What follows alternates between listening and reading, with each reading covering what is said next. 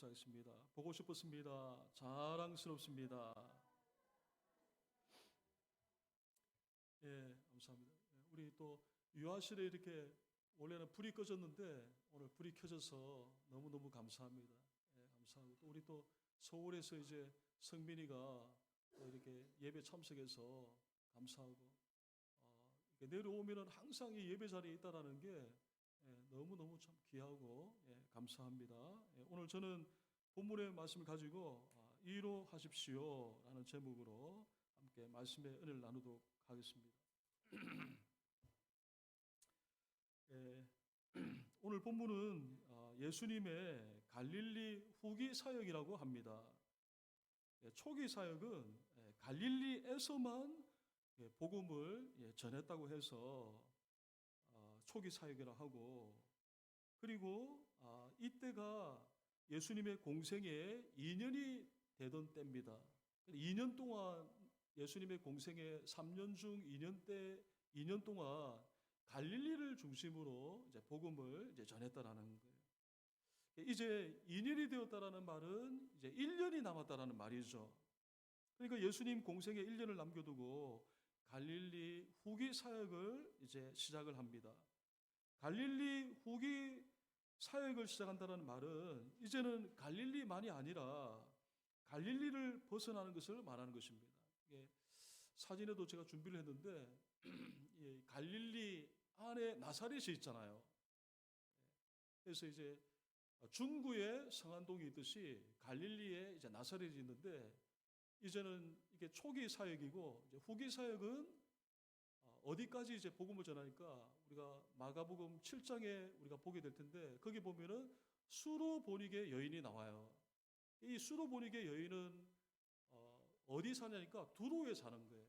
밑에 동그라미가 갈릴리라고 한다면 위에 동그라미가 두로라는 거예요. 그러니까 이제 이 갈릴리 후기 사역을 시작하는 것을 볼 수가 있습니다. 이 후기 사역을 시작하는데 그 특징이 있는데, 그 특징 중에 하나가 제자들에 대해서 이제 훈련을 시작한다는 거예요. 제자 훈련을 주력한다는 거예요. 예수님은 전도를 위해서 12제자를 이제 파송합니다. 예수님께서 12제자를 파송하시는 둘씩 파송하는 목적이 있습니다. 예수님 당신이 이제 십자가 순환을 받으시고 또 승천하신 이후에 그 영혼을 구속하기 위한 그 사역을 제자들에게 계승시키기 위함이라는 거예요. 이게 1년 남았잖아요. 오늘 본문은 예수님께서 12제자들 훈련을 위해서 파송하고 계십니다. 12제자의 파송이 나에게 주시는 교훈이 무엇이겠습니까? 첫 번째, 같이 한번 보겠습니다. 첫째, 제자는 불러주시고 보냄을 받은 사람을 말합니다. 여러분, 예수님께서 12제자를 불러주셨습니다. 12제자를 불러주셨다고 하는 것은 제자의 두 가지 성격이 있음을 말하는 것입니다. 첫째가 뭡니까? 제자는요, 예수님께서 초청해 주셨음을 알고요. 둘째는 화면에 나와 있습니다. 제자는 보냄을 받은 사람이라는 거예요. 자, 오늘 우리가 12절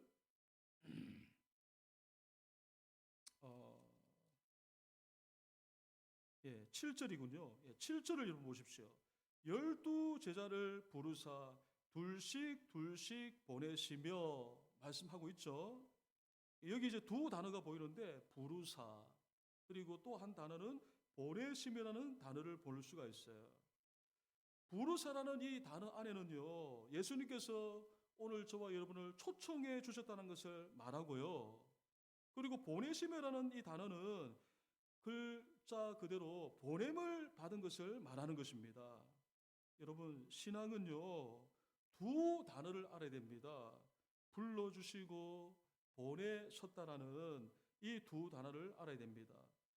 자, 부르사라는 말은요, 나를 예수님께서 초청해 주셨다는 것을 말하는 것입니다.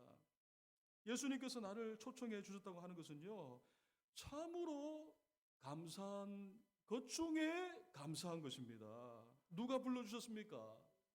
예수님이 나를 불러주셨다는 건 너무나 이게 너무나 어떻게 말로 표현할 수가 없어요. 진짜 너무 감사한 일이라는 거예요. 여러분, 하나님께서 애굽의 종으로 있는 이스라엘을 애굽에서 불러주셨잖아요.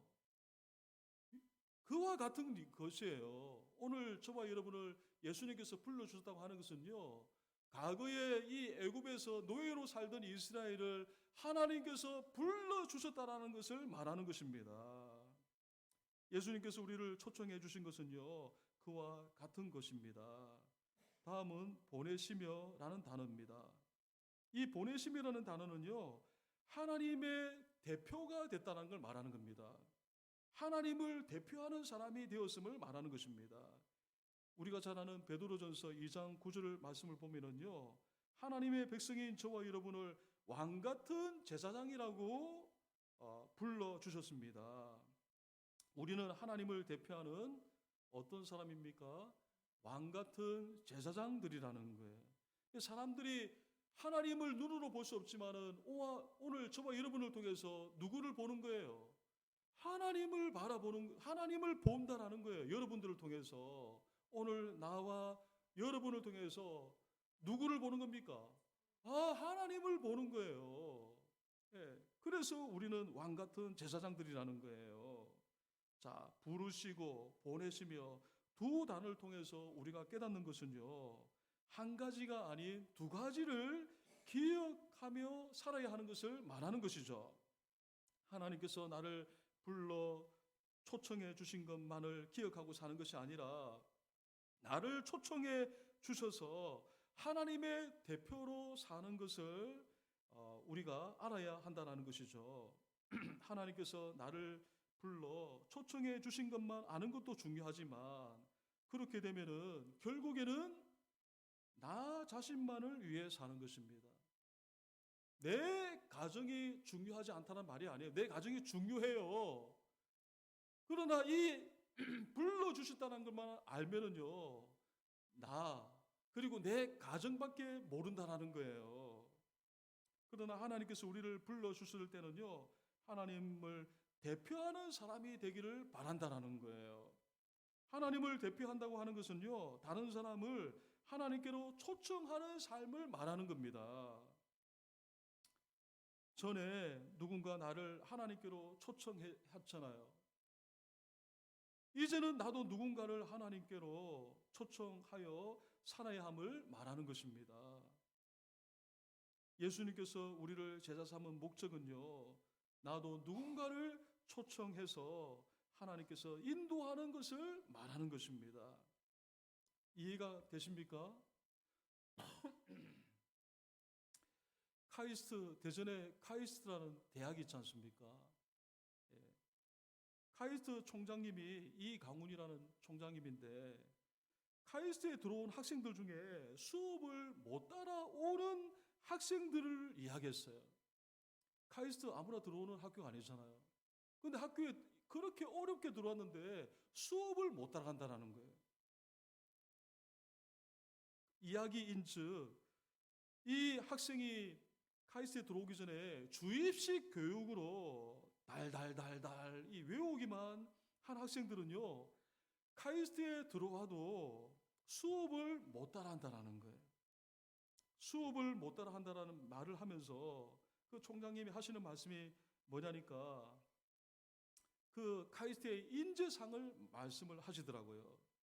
카이스트의 인재상은 어떤 인재상이냐, 자신만이 아니라 우리나라 대한민국을 먹여 살리는 그 인재를 필요하다는 것을 말씀을 하셨어요. 그런 인재를 찾고 계신다라는 거예요. 여러분, 하나님이 찾으시는 인재도 그런 인재를 찾고 계심을 믿으시기를 주님의 이름으로 축복합니다. 예수님이 찾으시는 사람도 그런 사람을 찾는다라는 거예요. 자기를 불러 초대해 주신 그 하나님의 은혜를 기억하고 거기 머무는 것이 아니라 나도 누군가를 하나님께로 초대하는 사람이 되라는 것입니다. 이것을 알고 있는 사람이 이제 우리가 큐티를 하고 있잖아요. 사무엘하에 보니까 다윗이라는 거예요. 사무엘하 5장 12절 말씀 여러분 보세요. 한번 읽어보겠습니다. 다윗이 여호와께서 자기를 세우사 이스라엘 왕으로 삼으신 것과 그의 백성 이스라엘을 위하여 그 나라를 높이신 것을 알았더라. 여기 보면은요, 다윗 두 가지 알았어요. 몇 가지 알았다고요? 두 가지. 첫 번째가 뭐예요? 하나님이 자기를 왕 삼으신 것을 알았다라는 거예요. 자기가 잘나서 왕이 된 게 아니라는 거예요. 자기는 목동이에요. 목동 출신이에요. 그런 다윗을 하나님께서 왕으로 하나님이 왕 삼으신 것을 알았다라는 거예요. 그리고 두 번째는 뭐예요? 왕을 삼으신 이유는요, 이스라엘을 위해서 왕을 삼으셨다라는 거예요. 그러니까 이 다윗은요, 이 두 가지를 명확하게 알았다라는 거예요. 오늘 본문에 의하면은 부르시고 보내시고를 알았다라는 거예요. 여러분, 오늘 부르시고 보내시는 이 두 단어를 여러분 알게 되기를 주님의 이름으로 축복합니다. 하나님께서 다윗을 좋아하시는 이유가 있어요. 많이 있겠지만은요, 다윗이 자신이 왕이 된 사실, 그 목적을 알았기 때문이라는 거죠. 여러분, 다음은 제자가 얻게 될 권세가 있다고 했어요. 7절 하반절에 보면 이런 말씀이 나와 있습니다. 더러운 귀신을 제어하는 권능을 주시고 라고 말합니다. 우리가 누군가를 하나님께로 인도하는 목적은요, 더러운 귀신들이 하나님의 형상을 파괴하고 있기 때문이라는 거예요. 오늘 우리는 예수님 만나서 하나님 형상이 회복되었지만은요, 하나님을 만나지 못한 사람, 예수님을 만나지 못한 사람은 그 귀신들에 의해서 하나님의 형상이 파괴된 채 살아가고 있잖아요. 그래서 하나님은 오늘 우리들에게 하나님의 형상을 파괴하는 더러운 귀신을 제어할 수 있게 해 주셨다라는 거예요. 여기서 우리가 주목할 것은요, 더러운 귀신을 제어하기 위해서는 계속해서 요청해야 한다라는 거예요. 하나님의 권세를 요청해야 한다라는 거예요. 7절 하반절을 보면은 하나의 동사가 나오는데 주시고라는 단어가 미완료 시제라는 거예요. 이 미완료 시제라는 걸 뭘 말합니까? 하나님께서 권세를 계속해서 오늘 저와 여러분에게 주신다는 걸 말하는 거예요. 완료는 완료 끝나는 거지만은 미완료 시제라고 하는 것은 계속해서 하나님께서 오늘 저와 여러분에게 그 귀신을, 악한 영을 제어할 수 있는 권세를 계속해서 주고 계시다라는 거예요. 자, 그 말씀은요, 역으로 우리 쪽에서 해석을 하면은요, 우리는 어떻게 된다는 거예요?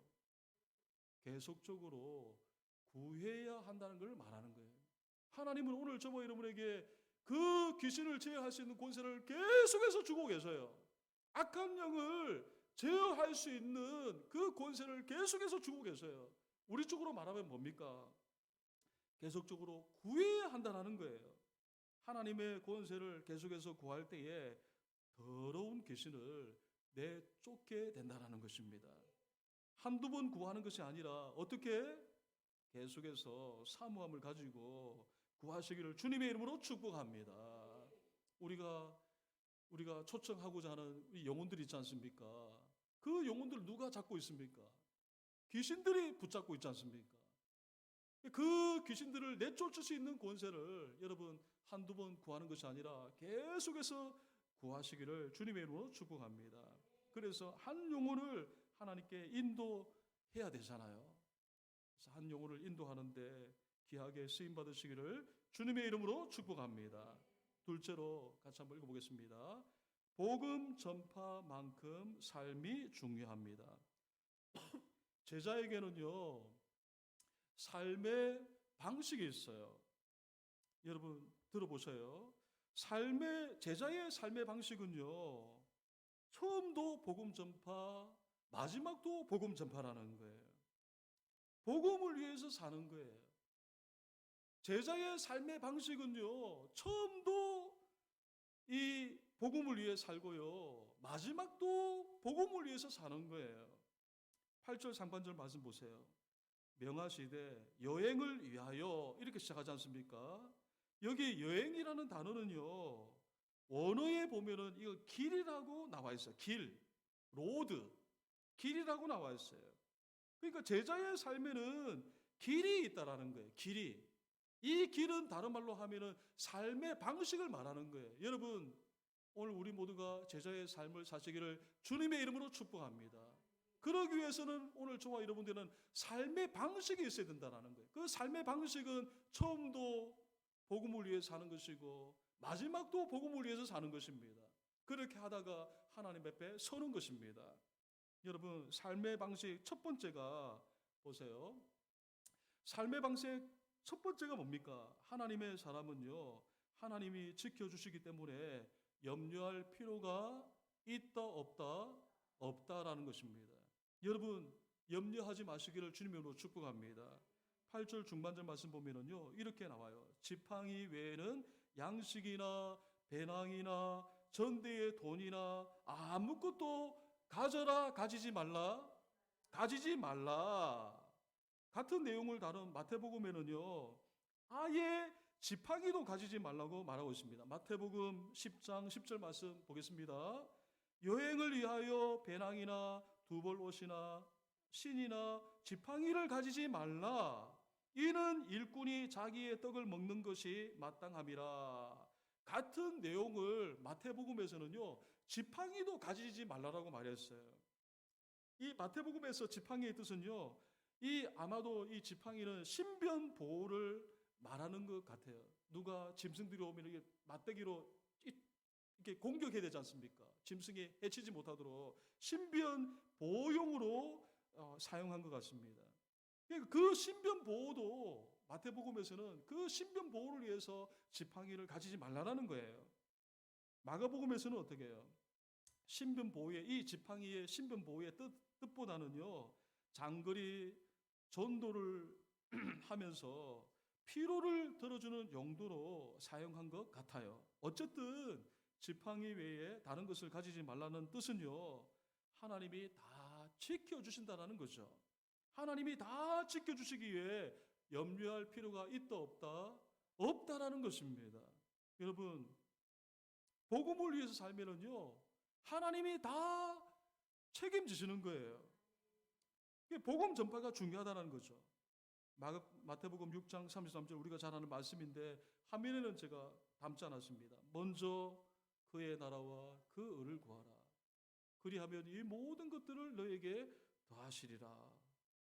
복음 전파의 삶을 사시기를 주님의 이름으로 축복합니다.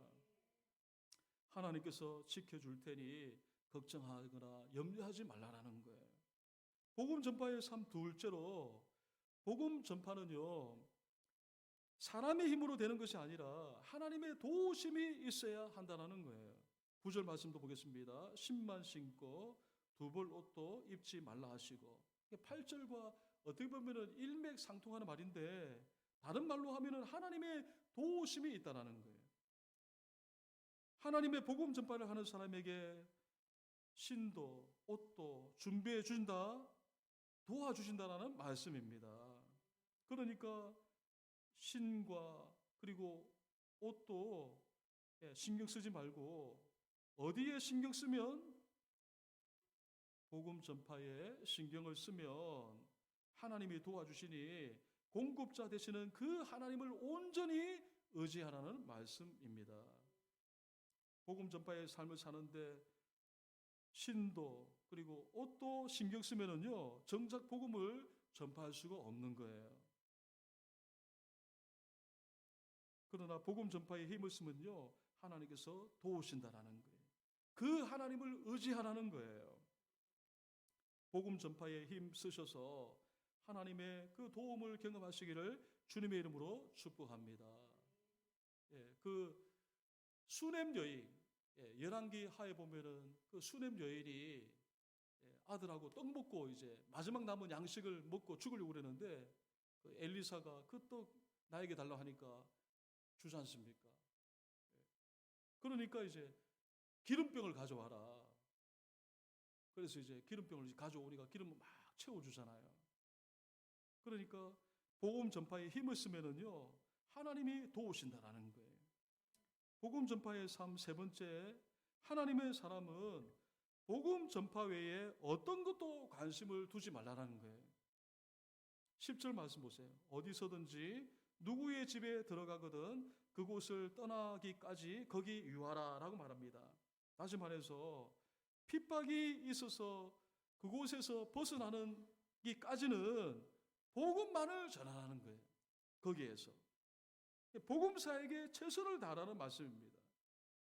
그런 의미에서 우리가 완벽한 것은 아니지만 오늘 우리 성안남북에는 복음 전파에 최선을 다하고 있잖아요. 그게 이제 너무 감사가 돼요. 복음 전파에 최선을 다해 주심에 감사를 드립니다. 복음 전파의 네 번째 삶은요, 복음을 전파하는데 순탄하지 않음을 기억해야 한다라는 거예요. 11절 말씀 보세요. 어느 곳에서든지 너희를 영접하지 아니하고 라는 말씀을 볼 수가 있죠. 다 영접하면 좋겠죠. 그런데 어떤 곳은요, 영접하지 아니하고 영접을 하지 않는다라는 거예요. 이 말은 무슨 말입니까? 복음 전파에 순탄하지 않은 일도 있다는 것을 기억하라는 말씀입니다. 그래서 복음을 전하다가 안 좋은 소리를 듣게 될 때, 기분 좋지 않은 말을 듣게 될 때에 그 말을 들었을 때 기분이 좋지는 않겠지만 그거를 지혜롭게 넘어갈 수 있어야 된다는 거예요. 사단이 노리는 것이 뭐예요? 기분이 상하는 겁니다. 그래서 복음에 대한 열정이 식어지는 것입니다. 이게 사단이 노리는 거예요. 그러므로 기분이 상하는 일이 있어도 마음을 추스리고 복음 전파에 열정을 놓지 말고 오히려 복음 열정을 가져야 함을 말하는 것입니다. 사도행전 16장에 복음을 전하다가 그 귀신 들린 요정을 고쳤는데 감옥에 갇히게 되었잖아요. 그러나 밤중에 하나님을 찬미하잖아요. 이 복음의 열정을 가져야 된다는 거예요. 여러분, 복음의 열정을 가지시기를 주님의 이름으로 축복합니다. 포기하면은요, 열매를 맺을 수가 없는 거예요. 포기하지 않을 때에 열매를 맺을 수가 있는 것입니다. 모든 것이 그렇습니다. 마지막 복음 전파의 삶 다섯 번째입니다. 다섯 번째 한번 읽어보겠습니다. 복음을 전파하는데 넷째 때 했네요. 다섯 번째로 제가 말씀드리겠습니다. 복음을 거절하는 것이 얼마나 큰 제약인가를 알아야 한다는 것입니다. 여러분 다시 한번 11절 말씀을 여러분 보세요. 어느 곳에서든지 너희를 영접하지 아니하고 너희 말을 듣지 아니하거든 거기서 나갈 때에 먼지를 떨어버려 그들에게 증거를 삼으라 하시니 라고 말합니다. 나갈 때 먼지를 떨어버리라는 이 말씀은요, 복음을 영접하지 않으므로 극도의 경멸을 나타내는 성경 상징적인 표현입니다. 그리고 그들에게 증거를 삼으라는 말씀은요, 복음을 거절한 것이 얼마나 후회스러운 일인가, 이게 큰 죄인가를 보여주라는 것입니다. 여러분 이 말씀을 역으로 말씀을 드리면은요, 복음 전파자의 입장에서 오늘 저와 여러분의 입장에서 오늘 이 말씀을 해석을 하면은요, 복음이 그만큼 중요하다는 거예요. 그 중요한 복음을 받아들이지 않는 것은 죄인데 우리 쪽에서 해석하면 그만큼 이 복음이 소중하고 중요하다는 거예요. 복음을 전하는데 복음이 받아들이지 않으면요, 우리가 때로는요 그렇게 생각하셨어요. 복음을 평가절하하게 그렇게 생각하는 마음이 들 수가 있어요. 그러나 복음을 받아들이지 않는다고 해서 복음의 그 가치가 떨어집니까? 아니잖아요. 복음은요, 생명과 반대로 심판을 가져오기 때문에 너무나 중요하다는 거예요. 그런 의미에서 오늘 우리들에게 복음을 전해주었던 분들이 너무나 고마운 거죠. 그분들이 부모님이 될 수가 있고요. 그분들이 친구가 될 수가 있고요. 그분들이 교회의 어떤 성도가 될 수가 있다는 거예요. 너무나 고마운 것이죠. 복음이 거절당해도 복음이 거절을 당해도 복음이 가치가 떨어지거나 없어지는 것이 아니라 복음의 가치는 동일하다는 거예요. 복음의 가치는 너무나 놀라운 것입니다. 복음의 가치를 아는 사람이 되어야 하는 것입니다. 여러분 이런 것들을 보면은요 다윗이 생각이 나잖아요. 그 복음의 가치를 중요하게 여겼던 그 사람 다윗이 생각이 나잖아요. 다윗은 사울에게 쫓김을 당했습니다. 그러나 다윗은 복음이라는 말씀을 붙들었습니다. 다윗은 복음의 가치를 알았던 사람입니다. 우리가 주목할 단어가 있는데 다윗은 복음의 가치를 알았던 사람인데 오늘 저와 여러분도 이 복음의 가치를 아시는 분들이 다 되시기를 주님의 이름으로 축복합니다. 여러분 우리가 주목할 단어가 있는데 10절에 보면은요 또 이르시되 어디서든지에서 어디서든지라는 단어를 우리가 주목하고자 합니다. 이 어디서든지 복음을 전파하는데 어디서든지라는 이 말은요 제가 적어놨는지 모르겠는데 1차적으로 이 뭘 의미를 하냐니까 이게 어디서든지라는 것은 장소의 개념이잖아요. 복음을 어디서든지 장소의 개념이잖아요. 근데 2차적으로는요 이 어디서든지라는 이 단어는요 어떤 의미를 가지고 있냐니까 상황에 참여하는 것을 말하는 것입니다. 다른 말로 하면은요 저기 괄호를 해놨는데 동질감을 말하는 것입니다. 여러분 장소 즉 어디에 가서 복음을 전파하는 것 중요해요. 누구에게 복음을 전파하는 것 중요해요. 그에 못지않게 중요한 것은요 뭐겠어요? 동질감을 느낄 수 있어야 된다는 거예요. 복음이 들어가는 것은 복음 전파를 통해 들어가는데 구체적으로 복음이 어떻게 들어가느냐? 여러분 복음이 어떻게 들어갑니까? 동질감을 느낄 때에 복음이 들어가게 된다는 거예요. 복음을 전파하는데 장소 그리고 누구 중요합니다. 그에 못지않게 중요한 것은요 삶이라는 거예요. 삶.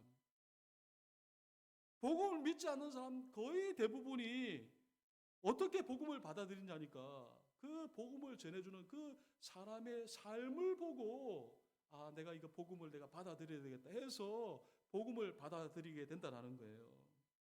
우리가 새로운 삶에서 배우는 내용인데요. 대만과 우리나라를 비교하잖아요. 대만은 복음이 들어간 지가 300년이 넘었어요. 우리나라는요.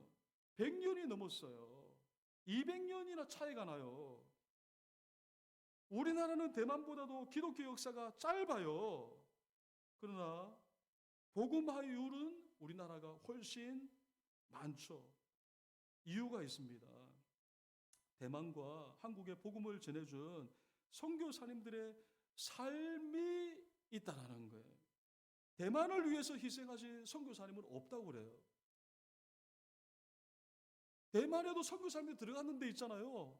대만을 위해서 희생한 선교사님이 없어요. 그에 비해 우리나라는 어때요? 우리나라는요. 순교하신 선교사님이 너무 많아요. 그곳이 바로 양화진입니다. 여러분 꼭 양화진 한번 가보셔요. 제가 양화진 제가 소개를 해드리고 있는데 한번 꼭 가보셔요.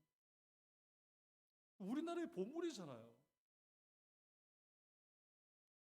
서울에 가면은 고층 빌딩도 있고 좋은 건물도 있는데 사실은요 보물 중에 보물은요 양화진에 있어요.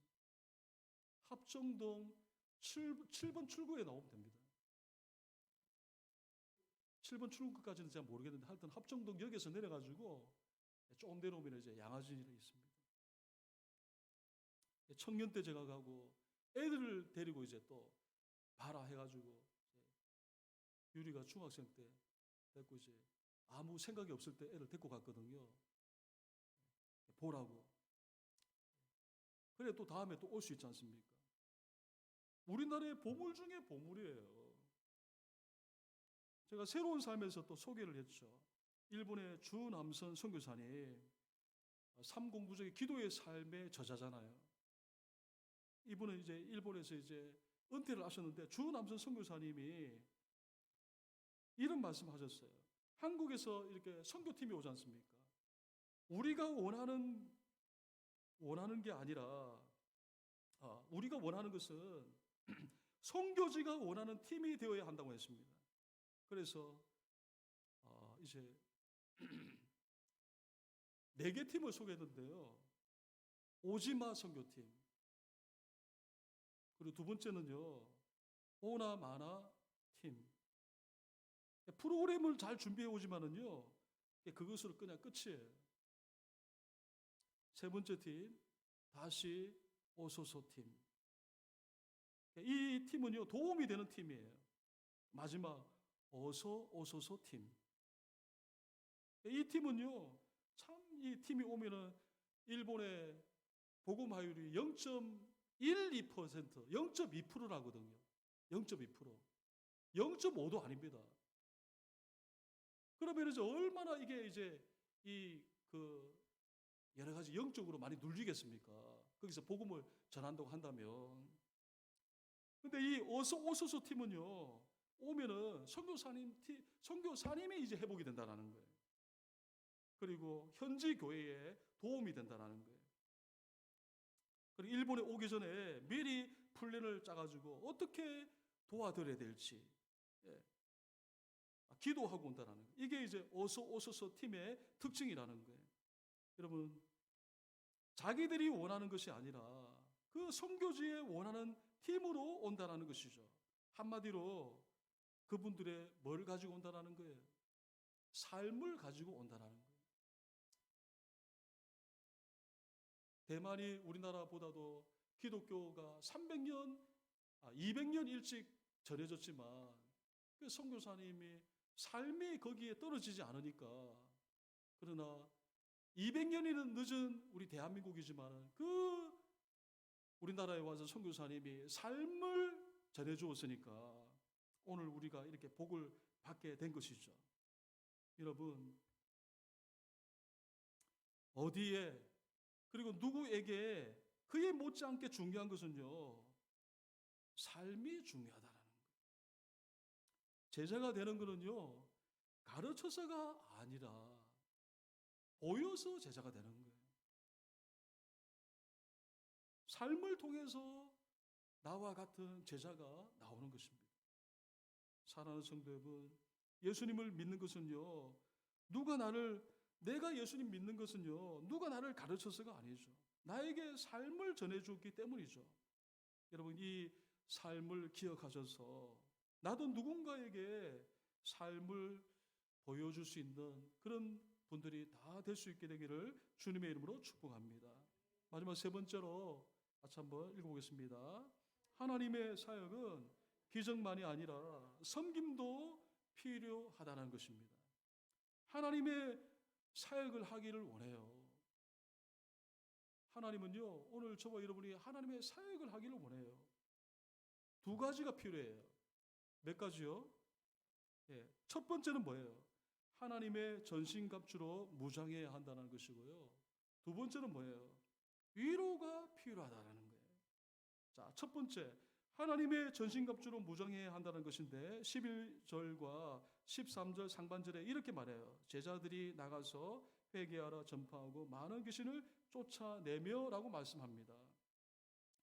많은 귀신을 쫓아내면라는 말씀이 나오는데요, 많은 귀신을 쫓아내기 위해서는 오늘 우리가 무엇으로 무장해야 됩니까? 전신갑주로 무장해야 된다는 것을 알 수가 있습니다. 전신갑주는 크게 방어용과 공격력이 있는데, 방어용과 공격용 둘 다를 갖춰야 되는데, 방어용의 대표가 방패잖아요. 방패. 에베소서 5장에 보면은 방패가 뭐라고 되어 있습니까? 믿음이라고 되어 있거든요. 믿음. 다음으로 공격용으로는 검이 있어요. 특별히 귀신을 쫓아내기 위해서는요, 뭘 사용해야 됩니까? 검이 뭐예요? 말씀이잖아요. 말씀. 여러분, 말씀을 사용하시기를 주님의 이름으로 축복합니다. 늘 우리가 방어만 할 수는 없잖아요. 하나님이 그때 말씀이 사용해야 되잖아요. 말씀이 기억이 내야 되잖아요. 그 악한 영이 늘 우리에게 염려를 주는데 우리에게 말씀이 생각나야 되잖아요. 빌립보서 4장 6절과 7절. 갑자기 너희 모든 염려를 다 내게 맡겨라. 그렇게 시작하지 않습니까?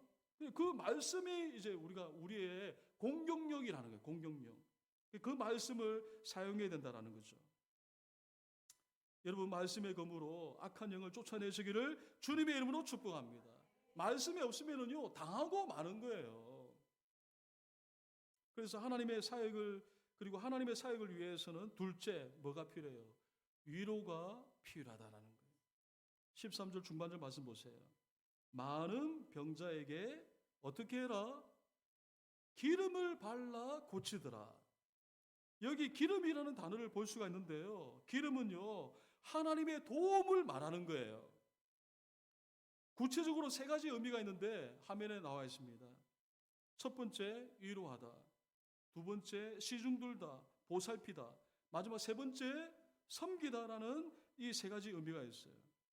그럼 우리 이 세 가지 단어를 사용하면은요, 위로의 기름을 바르라는 거예요. 귀신을 쫓아내는데 뿐만 아니라 모두 동반해야 된다는 거예요. 기름을 발라야 돼요. 여러분, 기름을 바르시기를 주님의 이름으로 축복합니다. 그 기름에 세 가지 뜻이 있는데요. 첫 번째는 뭐예요? 위로의 기름을 바르시기를 주님의 이름으로 축복합니다. 여러분, 삶의 현장에 나가서 있잖아요. 자꾸 정죄만 할 것이 아니라 여러분, 영혼들을 위로하시기를 주님의 이름으로 축복합니다. 현장에 나가서 자꾸 지적하지 말고, 그러면은요, 상대가 어렵다라요. 상대하기 싫다라는 거예요. 그러나 위로를 하시기를 주님의 이름으로 축복합니다. 위로의 기름을 바르는 거예요. 마음속으로 내가 당신의 위로의 기름을 바른다. 위로의 기름. 여러분의 자녀에게 위로의 기름을 바르시기를 주님의 이름으로 축복합니다. 또 어떤 기름을 바르야 되는 시중의 기름을 바르라. 이거는 이제 다른 말하면은 보살핌. 보살펴 주시기를 주님의 이름으로 축복합니다. 말 한마디라도 있잖아요. 보살핌의 기름을 발라주라는 거예요. 마지막 세 번째 뭐예요? 섬김이잖아요. 섬김의 기름을 바르시기를 주님의 이름으로 축복합니다. 커피를 대접을 하더라도 먼저 기회가 주어지면은요, 대접을 하시고, 심부름이 있으면 먼저 섬기는 거예요. 먼저 섬기는. 그런 이 기름을 바르시기를 주님의 이름으로 축복합니다. 여러분, 우리는 이 사실을 통해서 복음을 전하는데 기적도 필요하지만, 귀신을 내쫓는 것도 중요하지만, 필요하지만, 위로의 기름, 보살핌의 기름, 섬김의 기름이 필요하다라는 거예요. 지난주 우리가 말씀을 들었지 않습니까? 예수님이 말씀하셨잖아요. 권능을 본다고 하나님을 믿는 것이 아니다라고 했어요. 대신에 믿으면은 권능은 따라온다고 말씀을 들었습니다. 마찬가지입니다. 기적을 보고 하나님을 믿는 사람이 간혹 있겠지만, 많은 사람들이 오늘 우리의 위로의 기름, 보살핌의 기름, 섬김의 기름을 통해서 하나님을 믿고 예수님을 믿는다는 거예요. 저분은 위로의 기름을 바른다. 늘 말 들어보면 저분은 참 위로를 그렇게 하네. 보살피는 말을 하네. 저분은 늘 정말 나이가 연장자에도 불구하고 섬기네. 섬김의 기름을 바르네. 그래서 결국 그분을 통해서 하나님을 믿게 된다는 거예요. 귀신을 쫓아내서 하나님을 믿기도 하지만은 이 기름을 바름으로 인해서 하나님을 믿게 된다는 거죠. 여러분, 앞으로 제자들이 기름을 바르잖아요. 그러니까 이 기름의 의미를 아는 거예요. 위로의 기름, 보살핌의 기름, 섬김의 기름을 바른다는 걸 아는 거죠. 마리아가 향유 옥합을 깨뜨렸잖아요. 향유 옥합은요, 노동자가 1년을 벌어야 할 1년 연봉에 해당해야 돼요. 마리아가 그렇게 할 수 있었던 이유는 뭡니까? 예수님의 위로와 섬김 때문이에요. 예수님께서 죽은 오빠 나사로를 살려주셨기 때문입니다. 그래서 마리아는 그 예수님의 위로와 섬김에 감사해서 향유 옥합을 깨뜨린 것이죠. 하나님의 사역에 두 가지가 필요해요. 귀신을 쫓아내는 것 중요하지만 사랑과 섬김을 우리가 기억해야 한다는 것이죠. 제가 이번 가정교회 가사원에 제가 밴드에도 제가 올려드렸습니다만은 막 눈에 띄더라고요. 이렇게 가사원에 이렇게 쫙 이렇게 후기들이 올라오거든요. 가사원에 들어가면은요, 후기들이 쫙 올라와요. 올라오는데 이제 울산 큰빛교회 하니까 울산이니까 딱 그게 이제 여러 가지 한 30개의 글이 있는데 그 중에 이제 울산 하니까 딱 거기에 딱 이렇게 보여지게 되더라고요. 그래서 제가 이제 클릭을 해서 들어가 보니까요, 부산의 소망교회 다니는 한 자매, 청년, 한 여자 청년이 후기를 올렸어요. 자, 이 시간에 여러분에게 사진을 보여드릴게요. 주로 이제 먹는 것이 많이 나와요. 예, 그래도 제가 그 자매가 올린 걸 그대로 제가 올려드릴 테니까 이거 한번 보세요. 어느 교회에서요? 울산 큰빛교회에서 해마다 봄과 가을에 평신도 세미나를 하거든요. 보세요. 어떻게 하는지. 자, 이게 입구고요. 네, 자, 간단하게 넘어가겠습니다. 하나에도 이제 환영합니다. 이렇게 다 이렇게 이제 아주 정성으로 해가지고 하고요. 자, 이렇게 하고. 이렇게 하는 거 자석이에요. 자석, 테이블. 여기에 위치에 앉으라는 거예요. 색깔별 해가지고. 이제 먹는 거 나옵니다. 이제. 딱, 그 다음에. 이렇게 이제 대접을 하고요. 시장하시죠? 또 이렇게 또 사진을 찍어가지고 하고. 이거는 이제 우리가 평균도 세미나 다녀오셔서 아시겠지만 이제 이 자매는요, 그 목자 집에 이제 갔는데 그 목자의 안방을 내준 거예요. 침대가 너무 놀라가지고 이렇게 사진을 올려놨더라고요. 원래 이 목자는 다른 그 자녀들 방에서 자고 안방은 이 자매를 위해서 푸게, 그러니까 거의 5성급 호텔이라고 그래 나왔더라고요. 그리고 그 집에 가보니까 강아지도 있더라고요. 얼마나 이 강아지가 사람을 좋아하는지. 그래서 이 강아지가 2박 3일 동안에 이 강아지가 보고 싶었다라는 그런 얘기도 하는. 그리고 또 이렇게 차 한잔 밖에 나가서 또 섬기는 거예요. 이렇게 또 섬기고. 얼굴이 다 좋죠. 여러분 인상 쓰고 있지만은 화면을 좀 얼굴 좋지 않습니까? 또 이렇게 또 교회에 이제 돌아와서 또 이렇게 준비를 하고. 다 이게 직접 교회에서 이제 만든 거예요. 이런 식으로. 자, 여기까지. 여러분 사진을 이제 봤는데 있잖아요. 제가 이게 문제를 드릴게요. 이 울산 큰빛교회에서 평신도 세미나 제목이 있었어요. 이 사진 중에요. 여러분 봤는지 안 봤는지 모르겠지만 혹시 보신 분이 있어요? 평신도 세미나 하면서 이 제목이 있었어요. 맞추는 분에게 제가 오늘 맛있는 점심을 제가 섬기도록 하겠습니다. 그 제목은 뭐냐니까 사랑이 나를 부르네였습니다. 사랑이 나를 부르네. 저는요 말씀을 준비하면서 이렇게 가사원에 그걸 본 거거든요, 제가. 근데 오늘 말씀하고 너무 이게 관련이 있는 거예요. 뭐가 나를 불러요? 사랑이 나를 부르는 거잖아요. 그 사랑이 누구예요? 하나님 사랑, 예수님 사랑이잖아요. 그 예수님 사랑이 이 참석한 이제 목원들이잖아요. 그분들을 부르는 거예요. 여러분, 하나님은요 무엇을 통해서 이런 영혼을 부르실까요? 오늘 저와 여러분의 사랑을 통해서 부르고 계신다는 거예요. 사람들은요 기적을 통해서 하나님을 믿는 게 아니라 기름을 통해서 하나님 믿는 거예요. 위로의 하나님, 그 보살핌의 하나님, 그리고 섬김과 사랑의 하나님 때문에 믿는 거예요. 자, 말씀 한번 읽어보겠습니다. 고린도 전서 13장 1절